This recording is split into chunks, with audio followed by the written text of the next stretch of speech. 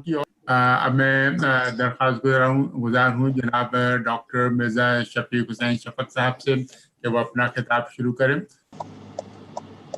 औज़ु बिल्लाहि मिनश शैतानिर रजीम बिस्मिल्लाहिर रहमानिर रहीम अल्हम्दुलिल्लाहि रब्बिल आलमीन वल आक़िबतु लिल मुत्तक़ीन वल जन्नतु लिल मुत्तीईन वन नारु लिल मुल्हिदीन वस्सलातु वस्सलाम अला मौलाना मौला सकलैन नबिल क़ासिम मुहम्मद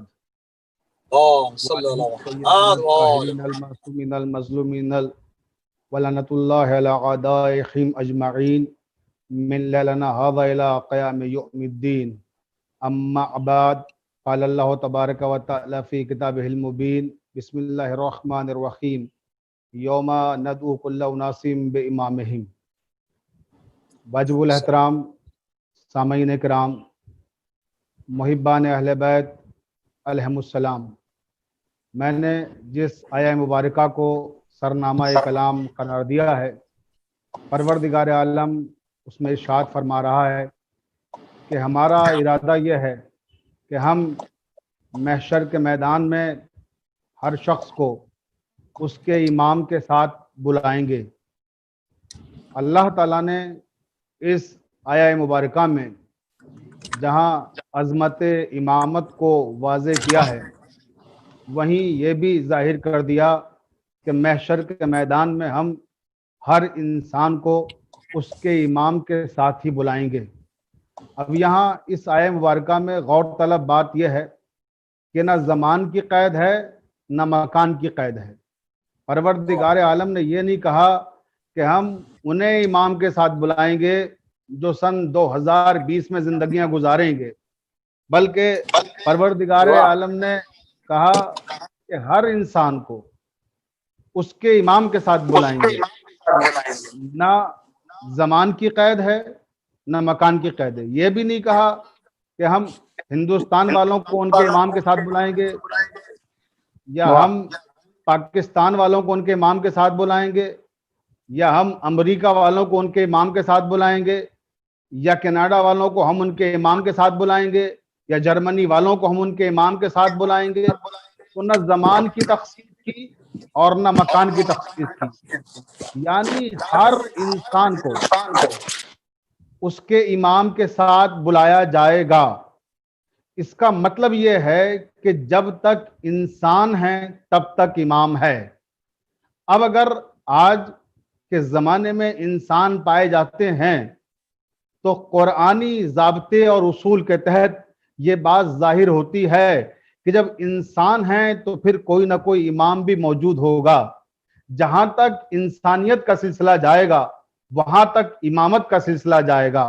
तो जाहिर सी बात है कि जब रूए ज़मीन पर इंसान है तो फिर कोई ना कोई इमाम भी है। अल्हम्दुलिल्लाह हम बिन इमाम के नहीं हैं, हम लावारिस नहीं हैं। अल्लाह के करम से असरे हाजिर का इमाम, हमारा सरपरस्त, हमारा वली इस ज़माने में मौजूद है। खुदा के फजल से अपना इमाम जिंदा है। क़यामत उनकी है जिनका कोई इमाम नहीं।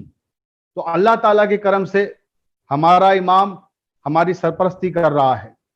हमारे इमाम हमारे तहफ़्फ़ुज़ के लिए मौजूद हैं। अल्लाह ताला ने कहा है कि हम हर इंसान को उसके इमाम के साथ महशर के मैदान में बुलाएंगे। लेकिन आइए सवाल करते हैं कि परवरदिगार महशर के मैदान में जिस इमाम के साथ बुलाएगा उसका मेयार क्या है, उसका स्टेटस क्या है और वो इमाम किस तरह का होगा। कोई पैमाना है, कोई उसूल है, कोई ज़ाबिता है। हम कैसे ये तय करें कि वो कौन सा इमाम है जिसके साथ हमें महशर के मैदान में जाना है। इसलिए कि इमाम भी बहुत हैं इस दुनिया में। कुछ इमाम वो हैं कि जो लोगों ने खुद बनाए हैं, कुछ इमाम वो हैं जो मनसूस मिन अल्लाह हैं। तो अब हर इंसान ये समझता है कि जो हमारा इमाम है बगोया उसी के साथ हम महशर के मैदान में जाएंगे। लेकिन अब ये कैसे मालूम हो कि वो इमाम है कौन जिसके साथ हमें महशर के मैदान में परवरदिगार के सामने हाजिर होना है। तो अज़ीज़ान मोहतरम, आवाज़ कुदरत आई कि वला रब्बिन वला याबिसिन इल्ला फी किताबिन मुबीन, कोई शय ऐसी नहीं है, कोई खुश्को तर ऐसा नहीं है कि जिसका जिक्र कलाम पाक में मौजूद ना हो। तो तलाश करो मेयार इमामत क्या है, इमामत का स्टेटस क्या है, और इमामत किस दर्जे और किस मुकाम पर है जिस इमाम के साथ आपको महशर के मैदान में जाना है। तो अजीज़ान मोहतरम, कुरान मजीद के दूसरे सूरह बकरा की 124वीं आयत में परवरदिगार ने वो मेयार बताया, वो स्टेटस बताया कि किस तरह के इमाम के साथ हमें महशर के मैदान में जाना है। वइज़ इब्तला इब्राहीम रब्बहु बिकलिमातिन फ़अतम्महुन्ना क़ाला इन्नी जाइलुका लिन्नासि इमामा क़ाला व मिन ज़ुर्रियती क़ाला ला यनालु अहदी ज़ालिमीन। अल्लाह ताला ने फरमाया कि ऐ मेरे हबीब, वो वक्त याद करो जब हमने इब्राहीम का इम्तहान लिया, फ़अतम्महुन्ना, और वो उसमें कामयाब हो गए। जब वो कामयाब हो गए तो फिर क़ाला इन्नी जाइलुका लिन्नासि इमामा, तो हमने उनसे कहा कि इब्राहीम, अब हम तुम्हें लोगों का इमाम बनाते हैं। और जब हमने उन्हें लोगों का इमाम बना दिया तो फिर दामन मुराद फैला के कहने लगे कि क़ाला व मिन ज़ुर्रियती, ऐ मेरे परवरदिगार, ये मुक़द्दस मनसब, ये अजीम ओहदाए इमामत क्या मेरी नस्ल में जारी नहीं करेगा? हमने कहा कि क़ाला ला यनालु अहदी ज़ालिमीन, यकीनन हम तुम्हारी नस्ल में इस मनसब को जारी करेंगे, मगर वो इमाम नहीं हो सकते जिन्होंने अपने नफ्स पर जुल्म किया हो। यानी जालिम इमाम नहीं हो सकता। गुनाह करना गोया नफ्स पर जुल्म करना है, तो जो गुनहगार हैं वो भी इमाम नहीं हो सकते। अब इस आया मुबारका ने एक मेयार दिया, एक स्टेटस दिया कि वो कौन सा इमाम है जिसके साथ हमें महशर में जाना है, उसका मेयार क्या है, उसका स्टेटस क्या है। अल्लाह ने फरमाया कि वो है कि जिसे हमने खुद मुंतखब किया है, वो लोगों का बनाया हुआ इमाम नहीं है, और वो भी वो है कि जिसे इमामत खैरात में नहीं मिली, सौगात में नहीं मिली, गिफ्ट में नहीं मिली, बल्कि उसने इम्तहान दिया है। वइज़ इब्तला, वो इब्तला में मुबतला हुआ है और फ़अतम्महुन्ना की मंजिल पर फायज हुआ है। जब वो कामयाब हुआ तब हमने उसे इमामत दी इस ऐलान के साथ कि क़ाला इन्नी जाइलुका लिन्नासि इमामा, इब्राहीम, हम तुम्हें लोगों का इमाम बनाते हैं। तो यानी इमामत मंसूस मिनल्लाह है। और फिर क़ाला ला यनालु अहदी ज़ालिमीन के जरिए से परवरदिगार ने यह भी बता दिया कि महफूज अनिल खता है। यानी इमाम जो होगा वो मंसूस मिनल्लाह होगा, महफूज अनिल खता होगा। वो है स्टेटस, वो है मेयार महशर वाले इमाम का, कि महशर में उस इमाम के साथ आना जो मंसूस मिनल्लाह हो, जिसे अल्लाह ने बनाया हो, और उस इमाम के साथ आना कि जो महफूज अनिल खता हो, जिससे खताओं का कोई इम्कान ना हो, जिससे गलती का कोई इम्कान ना हो। ऐसे इंसान को अपना इमाम तस्वुर कीजिए।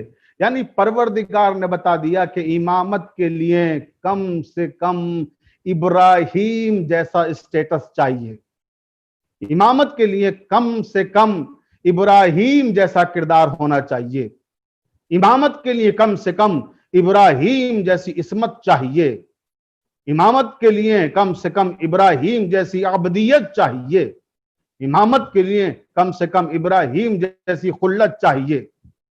अगर इमाम देखना चाहते हो कि महशर में किस इमाम के साथ आना है, तो पहले अपनी निगाहों में इब्राहीम के किरदार को रखो और देखो कि ये वो इमाम है जिसकी इमामत का ऐलान हमने कुरान में किया है।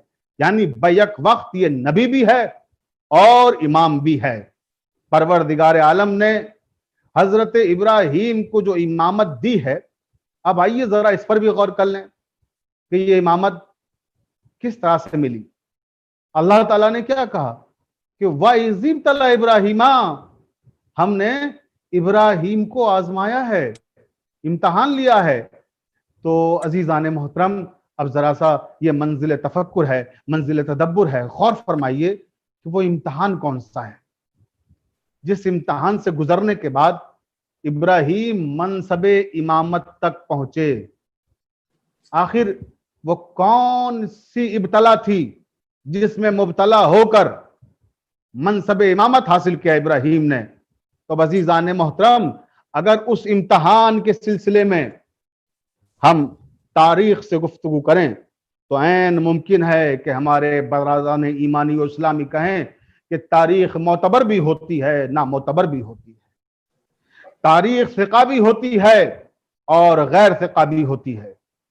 لہٰذا بات قرآن سے کی جائے کہ قرآن شریف سے معلوم کرتے ہیں، کلام الہی میں تلاش کرتے ہیں کہ وہ کون سا امتحان تھا جس امتحان سے گزر کر ابراہیم منصب امامت تک پہنچے۔ تو سورہ والصافات قرآن مجید کا یہ 37واں سورہ ہے، اور 101 سے لے کر 107 تک کی آیات میں پروردگار نے اس امتحان کی تفصیل بتائی جس امتحان سے گزر کر ابراہیم منصب امامت تک پہنچے۔ فلما بلغ معه السعي قال يا بني انی ارى في المنام انی اذهبك فانظر ماذا ترى قال يا ابت افعل ما تؤمر ستجدني ان شاء الله من الصابرين فلما اسلم وتله للجبين وناديناه يا ابراهيم قد صدقت الرؤيا ان كذلك نجزي المحسنين ان هذا لهو البلاء المبين وفديناه بذبح عظيم۔ یہ ہے وہ فہرست امتحانات کی جن سے گزر کر ابراہیم منصب امامت تک پہنچے۔ کیا کہا پروردگار عالم نے کہ جب اسماعیل سن شعور کو پہنچے، اس وقت ابراہیم نے کہا کہ اے میرے بیٹے، میں نے خواب میں دیکھا ہے کہ میں تمہیں اپنے ہاتھوں سے ذبح کر رہا ہوں، لہٰذا تمہاری کیا رائے ہے، تمہارا کیا خیال ہے؟ تو بیٹے نے کہا ستجدنی انشاءاللہ من الصابرین۔ بابا جان، آپ نے جو خواب میں دیکھا ہے اسے کر دکھائیے، انشاءاللہ آپ مجھے صبر کرنے والوں میں سے پائیے گا۔ ابراہیم نے جب اپنے بیٹے کو اس استقامت پر اور اس عزم اور اس حوصلے پر پایا تو میدان عمل میں آئے، امتحان گاہ میں لائے، اور اب یہ کوئی روایت نہیں، قرآن کی آیت ہے کہ ابراہیم نے بیٹے کو جبین کے بل لٹایا اور چھری گردن پہ رکھی اور چاہتے ہیں کہ بیٹے کو ذبح کر دیں۔ وَنَادَيْنَاهُ أَن يَا إِبْرَاهِيمُ قَدْ صَدَّقْتَ الرُّؤْيَا، ٹھہرو ابراہیم، تم نے تو اپنے خواب کو سچ کر دکھایا۔ اے ابراہیم، ہم تو فقط نیتیں دیکھتے ہیں، یقیناً یہ بہت سخت امتحان تھا مگر آپ اس امتحان میں کامیاب ہو گئے، اور اب ہم اس امتحان کو ایک عظیم ترین قربانی میں بدل رہے ہیں۔ تو عزیزان محترم، یہاں اس مرحلے پر پہنچ کر میں آپ کی خصوصی توجہات چاہتا ہوں۔ ہم 1400 سال سے ملت مسلمہ کو ایک ہی پیغام دے رہے ہیں، ہم صرف یہ کہتے ہیں کہ آئیے قرآن پر غور کریں۔ ہم اپنے تمام مسائل میں قرآن مجید کو حکم بناتے ہیں۔ میں تاریخ کی بات نہیں کرتا، میں حدیث نہیں سناتا، کیونکہ عین ممکن ہے کوئی کہے کہ حدیث بھی پتہ نہیں آپ کی کتابوں میں ہے، ہماری کتابوں میں ہے یا نہیں ہے، جن راویوں نے وہ حدیث تحریر کی ہے وہ راوی معتبر بھی ہیں یا نامعتبر ہیں، جن راویوں نے وہ حدیث تحریر کی ہے وہ ثقہ تھے یا غیر ثقہ تھے۔ تاریخ کی بات کی جائے تو تاریخ کا مسئلہ بھی یہی ہے کہ وہ معتبر ہے یا نامعتبر ہے، مگر قرآن کے سلسلے میں کوئی یہ نہیں کہہ سکتا کہ یہ آیت معتبر ہے یا نامعتبر ہے۔ قرآن وہ ہے جس کا ہر حرف حق ہے، بلکہ یہ لفظوں کو بدل کے یہ عرض کروں کہ حرف نہیں، ہر نقطہ حق ہے۔ قرآن مجید اللہ کا وہ کلام ہے کہ جس میں شبہ کی کوئی گنجائش نہیں ہے۔ تو اب آئیے قرآن نے کیا پیغام دیا، قرآن نے کیا میسج دیا، امامت کی عظمت کو کس طرح سے ظاہر کیا ہے قرآن نے آپ ملاحظہ فرمائیں کہ قرآن نے کہا کہ ہم نے جب ابراہیم کو امامت دی تو گویا ہم نے پہلے ابراہیم کا امتحان لیا، اور جب امتحان لیا تو امتحان کیا تھا؟ بیٹے کی قربانی۔ اب اگر اجازت دیں اہل علم تو میں ایک جملہ اس موقع پر صرف کرنا چاہتا ہوں، یعنی امامت وہ منصب ہے، یہ قرآن کی آیت سے نتیجہ نکل رہا ہے کہ امامت اس منصب کا نام ہے جو خیرات میں نہیں ملتا، اس منصب کا نام ہے جو تحفے میں نہیں ملتا، اس منصب کا نام ہے جو گفٹ میں نہیں ملتا۔ امامت اس منصب کا نام ہے جو بیٹے کو قربان کرنے کے بعد ملتا ہے۔ کیا لفظوں کو بدل کے عرض کروں کہ امامت وہ منصب ہے، اہل علم میری گفتگو کو سن رہے ہیں، اہل نظر سے میرا خطاب ہے، میں یہاں ایک لفظ صرف کرنا چاہتا ہوں کہ امامت اس منصب کا نام ہے جو بیٹوں کو قربان کرنے کے بعد ملتا ہے، بیٹیاں دینے کے بعد نہیں۔ جو ہے نا عزیزان محترم، میں کیا عرض کر رہا ہوں؟ امامت وہ منصب ہے جو بیٹوں کی قربانیاں مانگتا ہے، بیٹیاں دینے سے امامت نہیں ملتی، یعنی رشتہ داریاں قائم کر کے امامت نہیں ملتی، امامت بیٹوں کو قربان کر کے ملتی ہے۔ امامت قربانیاں مانگتی ہے، جو قربانیوں کے بعد ملے وہ بھی بیٹوں کی، اپنے جگر کے ٹکڑوں کی قربانیاں پیش کرنے کے بعد ملے، اسے امامت کہتے ہیں۔ اور جو بیٹیاں دے کر رشتہ داریاں قائم کر کے حاصل کی جائے وہ ملوکیت ہے، امامت نہیں۔ توجہ ہے؟ تو یہ ہے وہ امامت کہ جس امامت کا ذکر قرآن نے کیا، اور یہ ہے وہ امام جو منصوص من اللہ اور محفوظ عن الخطا ہے۔ بات امامت اور ملوکیت کے حوالے سے وہاں تک آ گئی کہ جہاں میں آپ کو لانا چاہتا تھا۔ آج اس عظیم ترین شخصیت کا یوم ولادت ہے کہ جو سلطان عرب والعجم بھی ہے، جو غریب الغربا بھی ہے، عظیم ترین شخصیت کہ جو معین الضعفاء بھی ہے، جو شمس الشموس بھی ہے، جو انیس النفوس بھی ہے، جو مدفون بیرز توس بھی ہے۔ اور یہ وہ شخصیت ہے کہ جو سرزمین توس پر دفن ہے کہ اسے اپنی عظمت میں اضافہ کرنے کے لیے کسی دوسری شخصیت کی ضرورت نہیں ہے، کہ کسی نامور شخصیت کا مقبرہ تلاش کیا جائے، کسی نامور شخصیت کے پہلو میں دفن ہونے کی کوشش کی جائے، تاکہ دنیا جب اس نامور شخصیت کے مرقد پہ آئے تو انہیں بھی یاد کر لے۔ یہ وہ گھرانہ نہیں ہے کہ جو محتاج تعارف ہو، یہ وہ گھرانہ نہیں ہے کہ جو دوسروں کے سہارے اپنی عظمت کے قلعے کو تعمیر کرے۔ یہ وہ گھرانہ ہے کہ اگر یہ مکے میں جائیں تو معظمہ بنا دیں، اگر یہ مدینے میں جائیں تو منورہ بنا دیں، اگر یہ جنگل میں پہنچ جائیں کربلا کو معلیٰ بنا دیں، اگر یہ نجف میں پہنچ جائیں تو اشرف بنا دیں، اگر یہ کاظمین میں پہنچ جائیں تو شریفین بنا دیں، اگر یہ مشہد میں پہنچ جائیں تو مقدس بنا دیں۔ یہ وہ لوگ ہیں کہ کسی کے سہارے کی ضرورت نہیں ہے، سہارا ملوکیت نے ہمیشہ لیا ہے ان کا۔ تو ہم آج جس امام کا تذکرہ کرنے کے لیے مجتمع ہوئے ہیں، یعنی ہمارے 8ویں امام حضرت علی رضا علیہ السلام، یہ وہ ہمارے امام ہیں کہ جن کی ضرورت ملوکیت کو ہر قدم پہ پڑی، اور یہی نہیں بلکہ ہر زمانے کے صاحب اقتدار کو جس کی ضرورت پڑی وہ ہمارے وقت کا امام تھا۔ کسی بھی وقت میں ہمارا کوئی بھی امام ہو کبھی ملوکیت کے دروازے پہ سجدہ ریز نہیں ہوا، بلکہ ہمیشہ ملوکیت نے آ کے امامت کے دروازے پہ جب عیسائی کی ہے۔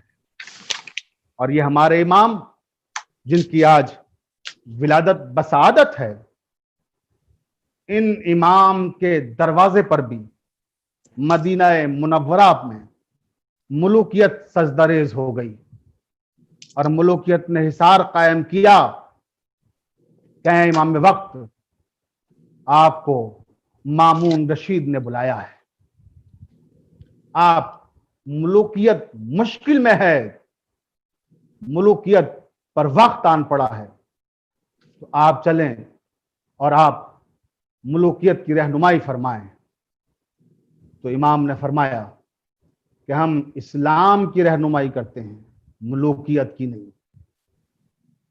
ہم اسلام پر آنچ آتی ہے تو اس وقت مسلمانوں کی مدد کرتے ہیں، گمراہ حاکموں کی نہیں۔ تو خیال رہے جس زمانے میں بھی ہمارے امام نے اگر کسی حاکم وقت کی مدد کی ہے تو وہ حاکم وقت کی مدد نہیں تھی، تو انہی نے اسلام کے تحفظ کی خاطر مدد کی ہے۔ اور یہی وجہ ہے کہ امام علی کا عہد ہو اور چاہے امام رضا کا عہد ہو، ہر عہد میں ملوکیت نے امام کو پکارا ہے۔ جب امام علی رضا علیہ السلام کے پاس نمائندے پہنچے ہیں مامون رشید کے اور درخواست کی ہے کہ آپ چلیں، آپ کو بلایا گیا ہے، تو امام نے نانا کے روزے پہ جا کے فریاد کی کہ نانا، میں جا تو رہا ہوں اب آپ کے روزے سے، مگر میں واپس نہیں آؤں گا اسی طرح سے۔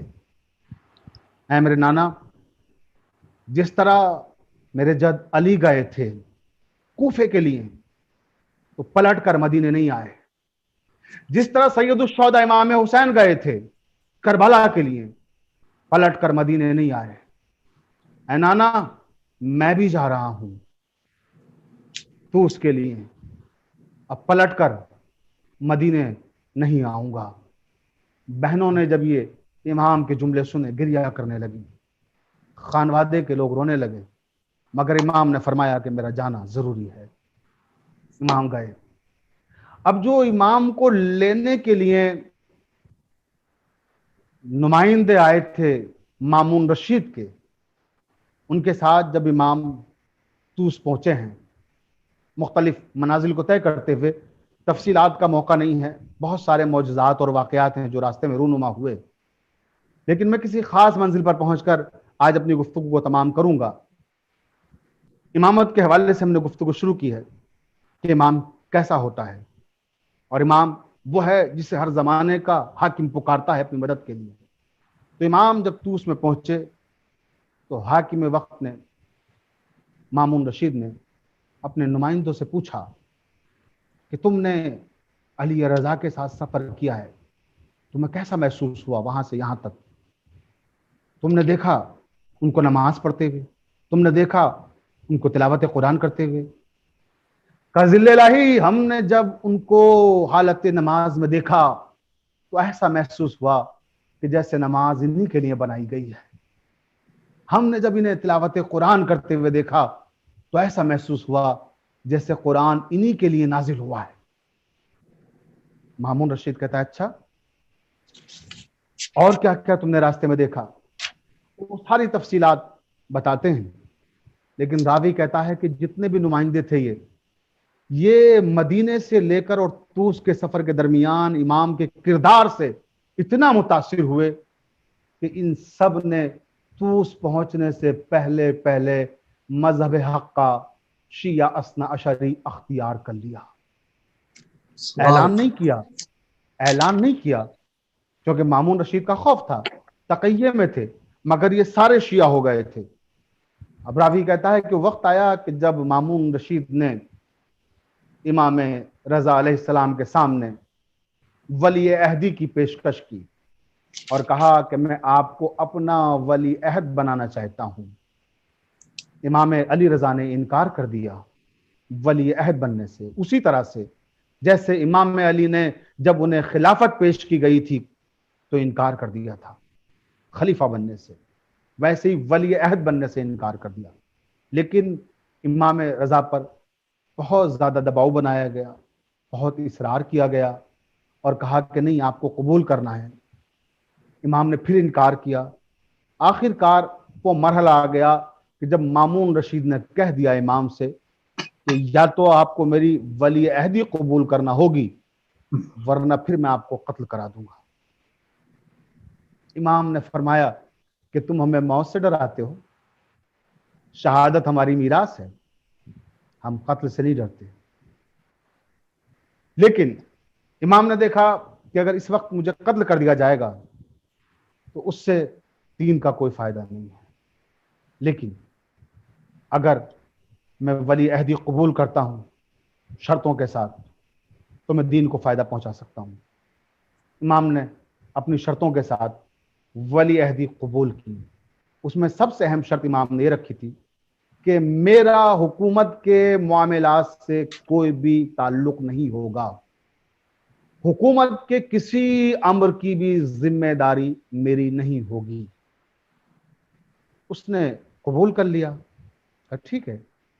مامون رشید کہتا ہے مجھے منظور ہے. اب یہ جو ولی عہدی کا اعلان کیا اس کے لیے جو تقریب کی ہے، علامہ شبلی نعمانی نے لکھا ہے کہ 33,000 عباسی افراد کو اس نے جمع کیا اور بڑے پیمانے پر ایک عظیم الشان تقریب میں امام کی ولی عہدی کا باقاعدہ باضابطہ اعلان ہوا. اس کے بعد امام کے نام کا سکہ بھی جاری کیا گیا. لیکن اب راوی کہتا ہے کہ کچھ دن کے بعد جب عید آئی تو مامون رشید نے کہا کہ امام علی رضا سے کہا جائے کہ وہ عید کی نماز پڑھائیں. امام کے پاس پیغام آیا کہ آپ عید کی نماز پڑھائیں. امام نے کہا اگر میں عید کی نماز پڑھاؤں گا تو پھر اس طرح سے پڑھاؤں گا جس طرح سے میرے جد حضرت محمد مصطفیٰ صلی اللہ علیہ وآلہ وسلم نماز پڑھاتے اور جس شان سے وہ نماز کے لیے جاتے تھے میں اسی انداز میں جاؤں گا. میں شاہی جلال، یہ شاہی حشم، یہ مجھے نہیں چاہیے. یہ فوجیں اور یہ بھیڑ، بے نمازیوں کی بھیڑ، مصنوعی بھیڑ، یہ مجھے نہیں چاہیے. اس نے منظور کر لیا. ٹھیک ہے آپ جیسے مناسب سمجھے. اب جب نماز کا وقت آیا تو راوی کہتا ہے کہ امام اپنے بیت الشرف سے جب نماز پڑھانے کے لیے نکلے تو کوئی نہیں تھا، صرف امام کے غلام اور امام کے چند احباب. اور اس شان سے امام بیت الشرف سے باہر نکلے. یا میں عرض کروں کہ جب امام گھر سے باہر نکل رہے ہیں عید کی نماز پڑھانے کے لیے تو آپ نے ولایت کی قبا زیب تن کی، امامت کی عبا پہنی، عصمت کا امامہ لگایا، تبرہ کا عصا ہاتھ میں لیا اور اس انداز میں نماز پڑھانے کے لیے نکلے. اور اب جو نکلے تو دیکھتے ہی دیکھتے ادھر صدائے تکبیر بلند ہو رہی ہے، اللہ اکبر اللہ اکبر، ہر طرف سے اللہ اکبر اللہ اکبر. اور دیکھتے ہی دیکھتے کیا دیکھا کہ ایک ہجوم جمع ہو گیا اور اتنا ہجوم کہ امام کو چلنا دشوار ہو گیا. یہ خبر مامون رشید تک پہنچی، کتنا مجمع ہو گیا ہے، فرزند رسول کی زیارت کے لیے لوگ باہر نکل آئے ہیں. اتنا تو کبھی آج تک عید کی نماز میں ہجوم نہیں ہوا، اتنا بڑا اجتماع آج تک کبھی طوس نے دیکھا نہیں ہے، اس شہر کو نصیب نہیں ہوا. پتہ نہیں کہاں کہاں سے لوگ آ رہے ہیں، اتنا بڑا مجمع جمع ہو رہا ہے. فوراً حاکم وقت نے فیصلہ کیا کہ نماز علی رضا نہیں، وہ خود پڑھائے گا. اور امام رضا کو درمیان سے روک دیا گیا. امام رضا واپس چلے گئے. نماز حاکم وقت نے پڑھائی. لیکن جب نماز حاکم وقت نے پڑھائی تو جو مجمع آیا تھا امامت کی خوشبو کو سونگھنے کے بعد، جو مجمع آیا تھا ولایت کی خوشبو کے ساتھ، وہ مجمع بھی رخصت ہو گیا. اب وہ نہ مجمع تھا، نہ وہ لوگ تھے، نہ وہ عقیدت مند، نہ وہ ارادت مند. یہاں سے مامون رشید نے یہ طے کیا کہ یہ تو میری حکومت کے لیے خطرہ بن جائیں گے. میں نے انہیں یہاں بلا کر اور ولی عہد بنا کر گویا اپنی حکومت کے لیے کسی بڑے خطرے کو دعوت دی ہے. اس کے وزیر فضل نے بھی کہا کہ ذل الہی اس بارے میں سوچنا ہوگا ہمیں۔ نماز کے بعد اگلے دن دونوں لوگ بیٹھے، مامون رشید اور اس کا وزیر فضل کا۔ فضل ہمیں اس کے لیے کیا کرنا چاہیے؟ میں نے جو عزت لوگوں کی نگاہوں میں امام رضا کے لیے دیکھی ہے، ویسی عزت آج تک کسی کے لیے نہیں دیکھی۔ لوگوں کے دلوں میں کیا احترام ہے ان کا، کس احترام کس عزت کے ساتھ ان کے ساتھ جا رہے تھے عیدگاہ کی طرف۔ تو ایسا کرتے ہیں، ایک میرے پاس طریقہ ہے جس سے ہم ان کو رسوا کر سکتے ہیں، جس سے ہم ان کی تذلیل کر سکتے ہیں، جس سے ہم ان کی تحقیر کر سکتے ہیں۔ لیکن عزیزان محترم، جب کوئی اللہ کے ولی کو رسوا کرنا چاہتا ہے، جب کوئی اللہ کے ولی کی تحقیر کرنا چاہتا ہے، جب کوئی اللہ کے ولی کی توہین کرنا چاہتا ہے، تو خیال رہے وہ توہین خود اسی کے مقدر میں لکھ دی جاتی ہے، وہ ذلت خود اس کی زندگی کا حصہ بن جاتی ہے۔ تو یہی ہوا کہ جب مامون رشید نے اس نیت سے فضل سے مشورہ کیا تو فضل نے کہا کہ ہم ایسا کرتے ہیں کہ مختلف مذاہب کے نامور علماء کو جمع کرتے ہیں اور ان سے کہیں گے کہ تم اپنے مذہب کے اعتبار سے سوالات تیار کرو اور مشکل سے مشکل سوال تیار کرو، اور ان سب کو بلا کر امام علی رضا کے سامنے پیش کر دیں گے۔ اور جب مختلف مذاہب کے لوگ ہوں گے، بڑے بڑے علماء ہوں گے، تو کوئی نہ کوئی تو ایسا ہوگا جس کے سوال کا جواب ان کے پاس نہیں ہوگا۔ تب ہم کہیں گے شیعان علی سے کہ کیا امام مانتے ہو، کس کو امام مانتے ہو؟ ان کو تو اس سوال کا جواب بھی نہیں معلوم، وہ دیکھو فلاں نے سوال کیا تھا، وہ جواب تک نہیں دے پائے۔ آپ نے دیکھا کہ امامت کی تحقیر کی تیاریاں ہو رہی ہیں۔ اب راوی کہتا ہے کہ 3 مہینے تیاریاں ہوئیں،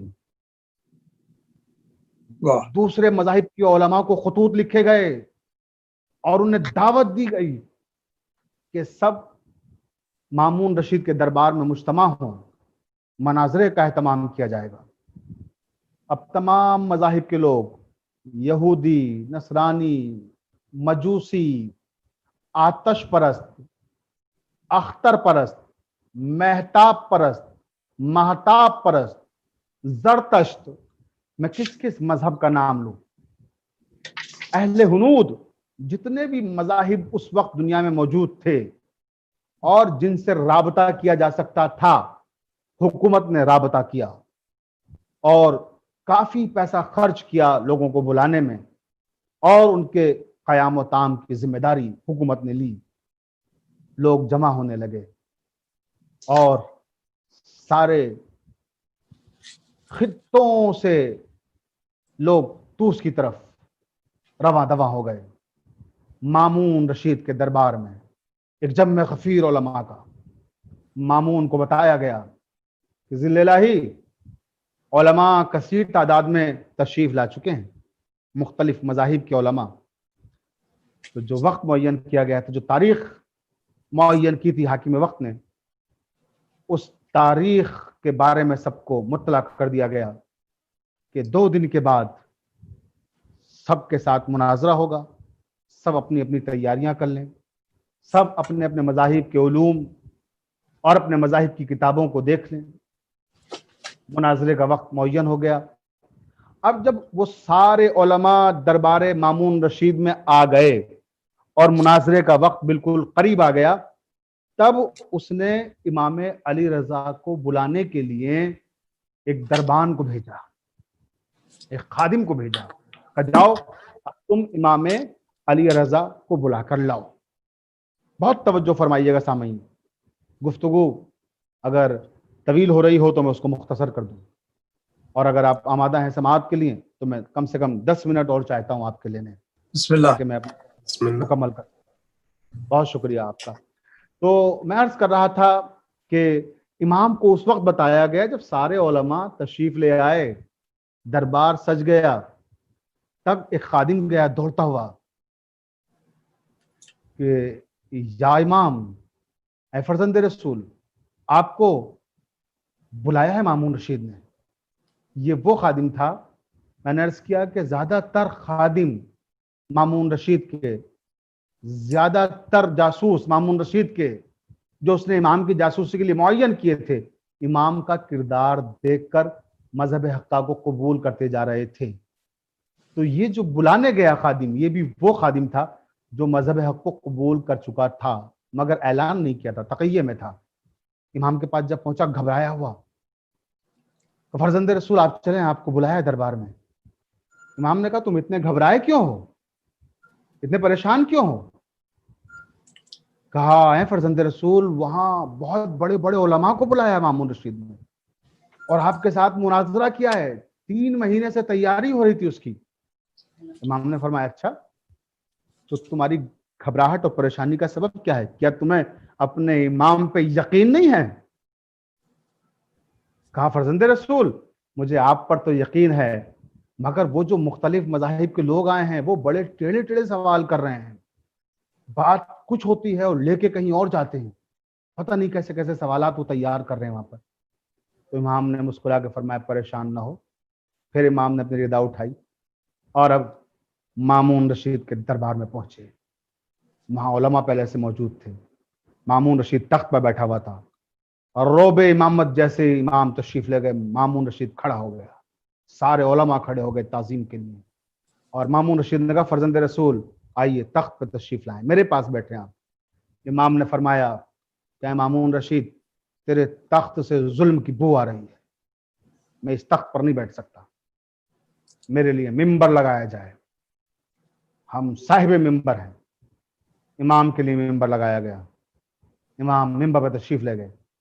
उसके बाद मामून रशीद कहता है कि अली रज़ा, मैंने दरअसल आपको इसलिए जहमत दी है कि ये मुख्तलिफ मज़ाहिब के उलमा हैं जो मुझसे मुलाकात की गरज से यहाँ आए थे, तो मैंने सोचा कि मैं आपसे भी इनकी मुलाकात करा दूँ, क्योंकि ये बड़ी दूर दूर से सब आए हैं। तो इमाम ने फरमाया बहुत खूब, आपने बहुत अच्छा सोचा। उसके बाद मामून रशीद कहता है मंसूबे के तहत कि अगर तुम्हें कोई सवाल करना हो तो सवाल कर सकते हो, ये मेरे वली अहद हैं। कहा क्या फर्जंद रसूल, क्योंकि आप जानते हैं हमारे तो बुजुर्ग भी जब कोई वक्त पड़ता था तो आपके बुजुर्गों को बुलाते थे, और बार बार ऐलान किया है कि अगर आपके बुजुर्ग ना होते तो हम हलाक हो जाते, तो इसलिए हमारी भी इस वक्त यही रिजा है, यही मर्जी है कि आप इन लोगों के सवालों के जवाब दें। तो इमाम ने फरमाया ठीक है, कौन मुझसे सवाल करना चाहता है वो अपने सवाल को दोहराए, मैं जवाब दूंगा। तो जो ईसाइयों का बहुत बड़ा आलिम था जासलीक, उसने कहा कि फर्जंद रसूल मुझे कुछ सवाल करने हैं आपसे। तो पूछा, इमाम ने फरमाया पूछो, क्या पूछना चाहते हो? उसने सवाल किए, कई सवाल किए, एक के बाद एक। इमाम ने सारे सवालों के जवाब दिए। जब उसे तसल्ली हो गई तो जासलीक ने कहा कि फर्जंद रसूल आपने जो सवालों के जवाब दिए हैं यकीनन मेरे इत्मीनान के लिए काफ़ी हैं। इमाम ने फरमाया कि हमने तुम्हारे सवालों के जवाब दे दिए, अब अगर इजाज़त हो तो हम भी तुमसे कोई सवाल कर लें। तो जासलीक ने कहा जी ज़रूर, आप मुझसे पूछ सकते हैं, आप क्या पूछना चाहते हैं? कहा कि मैं ये जानना चाहता था कि क्या तुम ईसा को अल्लाह ताला का नबी मानते हो? तो कहने लगा नहीं फर्जंद रसूल, हम जनाब ईसा को अल्लाह का नबी नहीं मानते। कहा फिर क्या मानते हो? कहा हम तो इब्नुल्लाह मानते हैं, उनको अल्लाह का बेटा मानते हैं। इमाम ने फरमाया देखो, मैं जनाब ईसा अलैहिस्सलाम को अल्लाह का बेटा तो नहीं मानता, मैं उन्हें अल्लाह का नबी मानता हूं। बहुत मुकद्दस हस्ती थे और काबिल ताज़ीम व तकरीम थे, मगर ईसा में एक कमी थी। वो हैरत से कहता है कि क्या कमी थी? कहा कि ईसा अल्लाह के नबी थे, वाजिब ताज़ीम थे और वाजिब तकरीम थे, मगर नमाज और रोजे के मामले में थोड़ा गाफिल रहते थे। एकदम से वो जासलीक तड़प के कहता है कैसी बातें करते हैं आप कैसे इमाम हैं? आप ये कैसे कह रहे हैं कि जनाब ईसा نماز سے اور روزے سے غافل رہتے تھے. ارے وہ تو دن رات عبادتیں کرنے والے تھے. اچھا وہ دن رات عبادتیں کرنے والے تھے. کہاں آپ نے سنا نہیں ان کے بارے میں کہ رات میں کبھی بستر طلب نہیں کیا اور دن میں کبھی دسترخوان نہیں طلب کیا. دن میں روزہ رکھتے تھے, رات میں نماز پڑھتے تھے. امام مسکرائے. دراصل یہ مناظرے کی ایک تکنیک ہوتی ہے جو امام نے استعمال کی تھی, یہ کہہ کر کے عیسیٰ تو نماز اور روزے سے غافل تھے. سامنے والے کو غیظ آ گیا اور اس نے اس کا اقرار کیا کہ وہ تو نماز پڑھتے تھے, وہ تو روزہ رکھتے تھے. بس امام نے فرمایا میں یہی تم سے سننا چاہتا تھا کہ ذرا اب انصاف کرو کہ وہ نمازیں کس کی پڑھتے تھے؟ اللہ کی. وہ روزہ کس کے لیے رکھتے تھے؟ اللہ کے لیے. تم تو کہتے وہ ابن اللہ ہیں, یعنی اللہ کے بیٹے ہیں تو گویا اللہ ہیں. تو پھر انہیں نماز کی کیا ضرورت ہے؟ پھر انہیں روزے کی کیا ضرورت ہے؟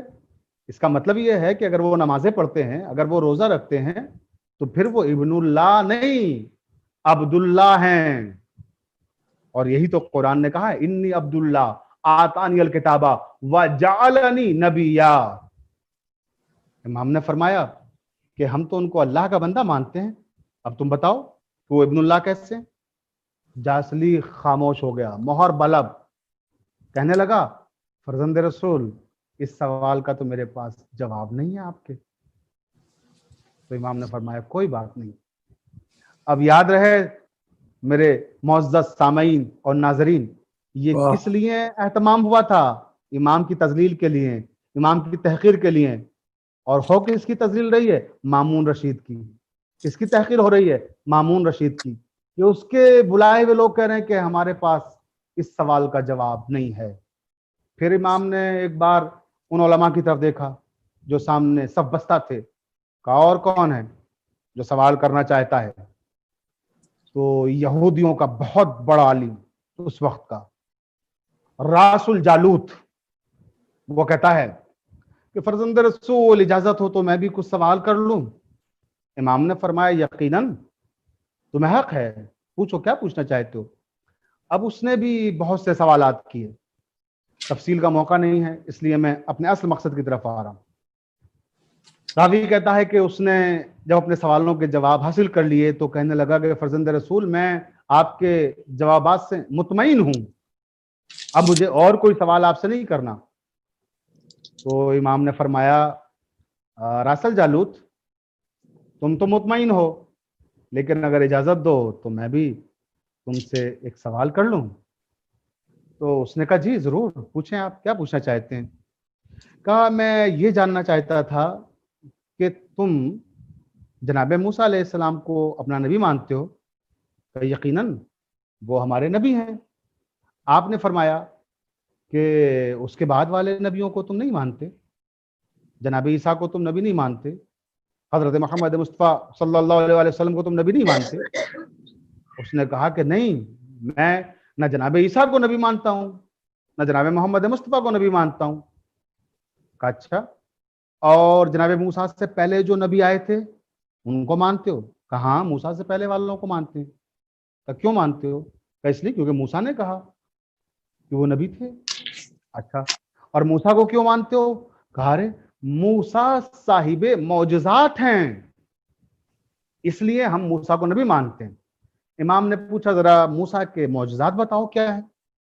کہنے لگا راس الجالوت کہ فرزند رسول موسیٰ کے تو بہت سے معجزے ہیں. جناب موسیٰ کا پہلا معجزہ تو یہ ہے کہ انہی نے فرعون کے دربار میں عصا کو اژدہا بنا دیا تھا. یقیناً قرآن میں بھی اس کا ذکر ہے. دوسرا معجزہ یہ ہے کہ انہی نے دریائے نیل کے سینے کو شگافتہ کر دیا تھا. یقیناً اس کا ذکر بھی قرآن میں ہے, اور وہ پانی کے سینے پہ سفر کرتے ہوئے ہزاروں لوگوں کے ساتھ دریائے نیل کو پار کر گئے تھے. اور تیسرا معجزہ یہ ہے ان کا کہ انہی نے پتھر پہ ایسا مارا تو 12 چشمے جاری ہو گئے تھے. یقیناً یہ بھی ان کا معجزہ ہے. تو امام نے فرمایا کہ کیا اس طرح کے معجزے दूसरे अंबिया से सादिर नहीं हुए? का मेरे इल्म में नहीं है। ईसाई आलिम की तरफ, जासलीक की तरफ इमाम ने खिताब करके कहा कि जासलीक जरा बताओ जनाब ईसा के मौजज़े क्या हैं। उसने कहा मेरे नबी के बहुत सारे मौजज़े हैं। सबसे बड़ा मौजज़ा तो यह है कि जब वो मुर्दे को ठोकर मार देते थे तो मुर्दा जिंदा हो जाता था। उसके बाद उसने कहा कि मेरे नबी का दूसरा मौजज़ा यह है कि अगर वो नाबीना की आंखों पे अपने दस्ते मुबारक को रख दें तो उसे बीनाई मिल जाती थी। उसके बाद जासलीक कहता है मेरे नबी का तीसरा मौजज़ा यह है कि अगर वो मबरूस पर दम कर दें तो वो शिफायाब हो जाए। फिर जासलीक कहता है मेरे नबी का चौथा मौजज़ा यह है कि वो मिट्टी की चिड़िया उठाते थे और हवा में उछालते थे और वो चिड़िया हकीकत में चिड़िया बनकर उड़ने लगती थी। तो इमाम ने फरमाया रासल जालूत, अब बोलो ये जो जासलीक कह रहा है क्या तुम इन मौजज़ों का इनकार करते हो? का ठीक है ये कह रहे हैं मगर हमने तो इन मौजज़ों को नहीं देखा तो हम कैसे मान लें?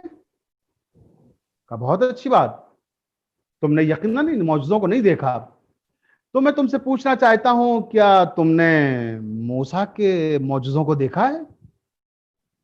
जिन मौजज़ों का जिक्र किया है वो मौजज़े तुमने देखे हैं? कहने लगा कि नहीं मैंने तो नहीं देखे। का फिर? का वो मोतबर किताबों में लिखे हुए हैं इसलिए हम उन्हें मानते हैं। तो कहा अच्छा अगर मैं मोतबर किताबों में जनाब ईसा और खातमुन नबीन अफजलुल मुरसलीन हजरत मोहम्मद मुस्तफ़ा सल्लल्लाहु अलैहि वसल्लम का मौजज़ा दिखा दूं तो क्या तुम मानोगे? कहा अगर मोतबर किताब में आप दिखाएंगे तो मैं जरूर मानूंगा मगर वो मोतबर किताब आपके नजदीक ना हो, आपके मजहब की ना हो, बल्कि वो किताब मेरे मजहब की हो, वो हमारे नजदीक मोतबर हो। तो इमाम ने फरमाया यकीनन हम उसी किताब की बात कर रहे हैं जो तुम्हारे नजदीक मोतबर है। तौरेत लेकर आए हो? उसने कहा कि हाँ फर्जंद रसूल मैं तौरेत लेकर आया हूं। कहा तौरेत खोलो।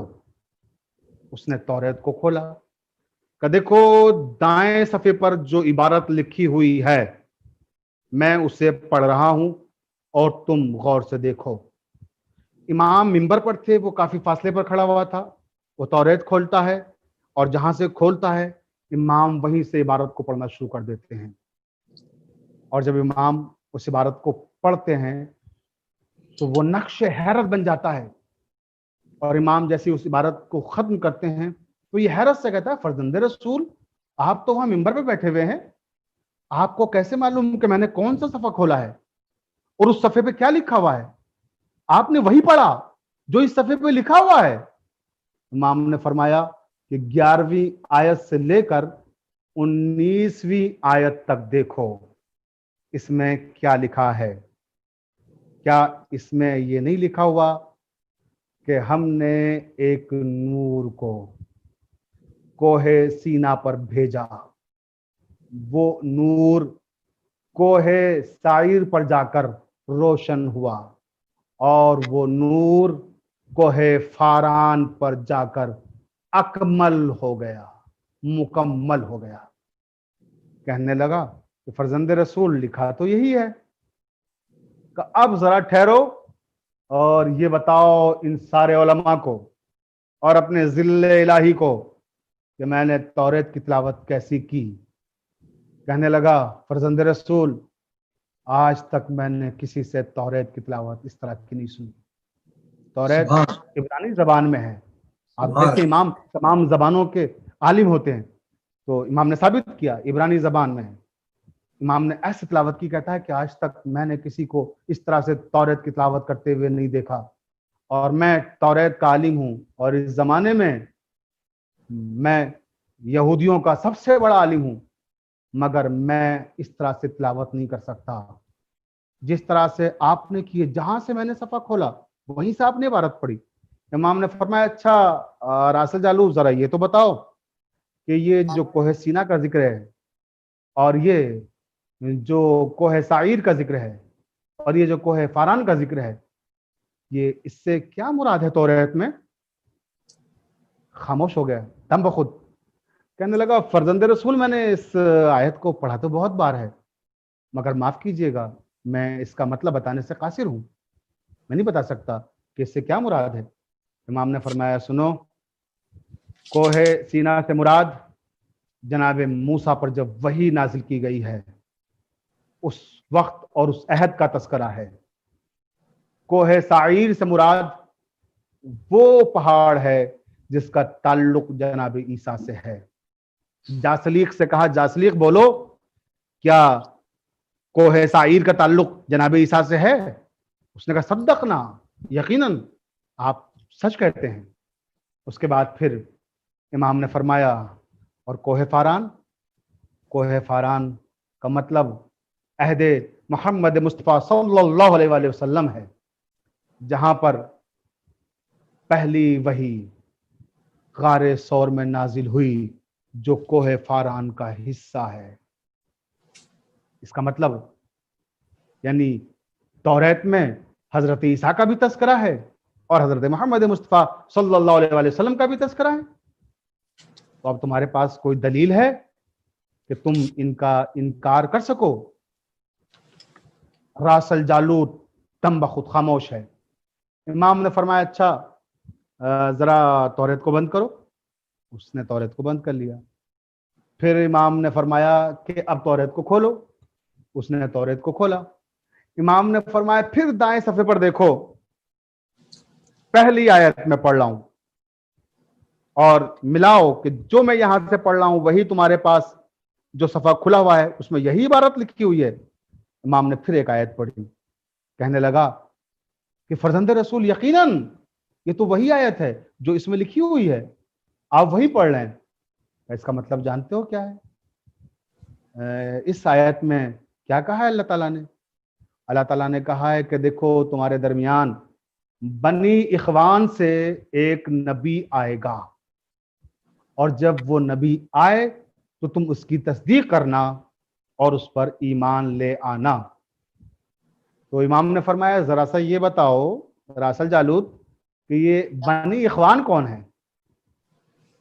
یہ بنی اخوان سے مراد کیا ہے یہاں پر؟ کہنے لگا فرزند رسول معاف کیجئے گا، میں نے اس آیت کو بہت بار پڑھا ہے مگر میں یہ نہیں بتا سکتا کہ یہ بنی اخوان کون ہے۔ امام نے فرمایا سنو ہم تمہیں بتاتے ہیں کہ بنی اخوان کون ہے۔ امام فرماتے ہیں کہ حضرت ابراہیم علیہ السلام کو اللہ نے جو فرزند دیے ان میں ایک کا نام اسحاق ہے، ایک کا نام اسماعیل ہے۔ کہاں کا اسحاق کی نسل سے بنی اسرائیل ہیں اور اسماعیل کی نسل سے بنی اخوان ہیں، اور بنی اخوان یعنی حضرت محمد مصطفیٰ صلی اللہ علیہ وآلہ وسلم ہے۔ آپ کی نبوت کا تذکرہ کیا جا رہا ہے۔ تو دم بخود تھا، کہنے لگا فرزند رسول یہ تفسیر تو میں نے پہلی بار سنی ہے، میں نے اس آیت کو پڑھا ضرور ہے۔ امام نے فرمایا اور میں دلیلیں دوں تمہاری کتاب سے، محمد مصطفیٰ صلی اللہ علیہ وسلم کے معجزات بیان کروں، جناب عیسیٰ علیہ السلام کے معجزات بیان کروں، یا کافی ہیں اتنے؟ تو کہنے لگا فرزند رسول اتنے معجزات جو آپ نے بیان کر دیے کافی ہیں، اور اب میرا دل چاہتا ہے کہ میں وہی مذہب اختیار کر لوں جو آپ کا مذہب ہے، یعنی اب میں موسیٰ کے بعد عیسیٰ کی نبوت کی بھی تصدیق کرتا ہوں اور ایمان لاتا ہوں، اور حضرت محمد مصطفیٰ صلی اللہ علیہ وسلم کی نبوت کی تصدیق کرتا ہوں اور ان پر بھی ایمان لاتا ہوں۔ جیسے ہی راس الجالوت نے یہ اعلان کیا، مامون رشید تخت پہ کھڑا ہو گیا، کہنے لگا یہ کیا ہو رہا ہے فاضل؟ میں نے کس لیے منعقد کیا تھا؟ ہو کیا رہا ہے؟ میں اس سے زیادہ برداشت نہیں کر سکتا۔ اٹھا اور چلا گیا۔ امام منبر پر جلوہ افروز ہیں، تمام مذاہب و مسالک کے علماء ہیں۔ میں نے صرف 2 علماء کی مثالیں دی ہیں، باقی علماء کی تخفیف کر دی ہے انشاءاللہ پھر کسی موقع پر، اور کبھی اگر ایسی منزل آئے گی تو انشاءاللہ وہ عرض کروں گا میں، لیکن یہاں پہ بس گفتگو ختم کر رہا ہوں، تقریر آخری منزل پر ہے کیونکہ وقت بھی مکمل ہو گیا ہے۔ इमाम ने अब उन सब लोगों से खिताब किया और कहा कि ऐ लोगों, अगर तुम्हारे जहन में और कोई सवाल हो तो मुझसे पूछ लो, मैं तुम्हारे हर सवाल का जवाब देने के लिए तैयार हूँ। सारे लोगों ने कहा कि फर्जंद रसूल, अब हम अपने अपने मुल्क को जब जाएंगे, हम जब वहां से आए थे तो कोई यहूदी था, कोई मजूसी था, कोई नसरानी था, कोई हिंदू था, कोई वाह अख्तर परस्त था, कोई आतश परस्त था, कोई जिरतश्त परस्त था। लेकिन अब जब यहां से वापस जाएंगे तो हम सब दीने हक्का पर जा रहे हैं। हम आपको गवाह कर रहे हैं कि हम आपकी मौजूदगी में आपके जद हजरत मोहम्मद मुस्तफा सल्लल्लाहु अलैहि वसल्लम का दीन कबूल करते हैं और अब हम इस दीन की तबलीग करेंगे जो आपका दीन है। तो अजीजान मोहतरम, आपने देखा ये हैं वो इमाम, योमा नदु कुल्ला उनासिम बे इमामिहिम। वाह अल्लाह ताला ने जिनके लिए कहा है कि महशर के मैदान में ऐसे इमाम के साथ आना जिसके साथ आने में शर्मिंदगी ना महसूस करो। अल्हम्दुलिल्लाह, हमें फख्र है कि हमारे आइम्मा इस्नाशर वो हैं कि जिन्होंने हमें तारीख के किसी भी मोड़ पर एक लम्हे के लिए भी शर्मिंदा नहीं किया है। और मेरे इमाम के मुकद्दस कदमों की ये बरकत थी कि सारा ईरान शिया हो गया। आज जो आप ईरान में शिया हजरात की अक्सरियत देखते हैं वो क्या है? वो इमाम अली रजा अलैहिस्सलाम की आमद का एक अदना सा मौजिजा है। सुभान कि अल्लाह मेरे इमाम के कदम जो सरजमीन पर आए और आपने जो इल्मी मुनाजरे मुनक़िद किए और जो इस तरह के इल्मी मुनाजरों का एहतमाम किया गया, उस गुफ्तगू को सुनने के बाद लोगों ने मजहब हक्का को कबूल किया। बस मैं आखिरी कलाम में जनाबे मौलाना फरहत मूसवी साहब क़िबला का शुक्रिया अदा करता हूँ कि उन्हीं ने आज के इस मुबारक और मसूद दिन अजीम तरीन इबादत का हिस्सा बनाया। और दूसरे ये कि मुझे आप हजरात के रूबरू आकर इमाम के फ़ज़ाइल व मनाक़िब बयान करने का मौका दिया। मैं दुआ गो हूँ कि परवरदिगार आलम हमारे तमाम सामईन की हिफाजत फरमाए। परवरदिगार आलम तुझे इमाम अली रज़ा का वास्ता कि दुनिया को इस मरज़ से निजात दे। ऐ परवरदिगार, जो कोरोना में मुब्तला हैं उन्हें शिफाए कामिलो आजिल अता फरमा। ऐ परवरदिगार आलम, तुझे इमाम अली रज़ा की विलादत मसऊद का वास्ता कि जहां जहां भी शियाने हैदर करार हैं उनकी हिफाजत फरमा, हमारे मराजे एज़ाम की हिफाजत फरमा। ऐ मेरे रब, हमारे मराजे एज़ाम का साया हमारे सरों पे कायम व दायम रख। ऐ मेरे रब, तुझे इमाम रज़ा का वास्ता जो सामईन, जो हाज़रीन इस बज़्म का हिस्सा हैं, उनकी तमाम नेक हाजात को पूरा फरमा। और ऐ मेरे परवरदिगार, जो इस बज़्म का हिस्सा नहीं बन सके हैं, बाद में उसको ऑनलाइन सुनेंगे या यूट्यूब के जरिए से देखेंगे या जहां जहां भी मोमिनीन अपने अपने अंदाज में इमाम रज़ा को खराज अकीदत पेश कर रहे हैं, उन सब के जानो माल की हिफाजत फरमा। और ऐ मेरे रब कदीर कदीम, हम सबको सीरत अहले बैत पे चलने की तौफीक अता फरमा। ऐ मेरे परवरदिगार, तुझे वास्ता शोहदाए करबला का हमारे इमाम आखिर के ज़ुहूर में ताजील फरमा। ऐ मेरे परवरदिगार, हमें उनके नासरों में शुमार फरमा। मैं इसी के साथ आप सब हजरात की खिदमत में एक बार फिर इमाम अली रज़ा अलैहिस्सलाम की विलादत बसआदत के मौके पर हदिया तबरीक पेश करता हूँ। बहुत बहुत शुक्रिया।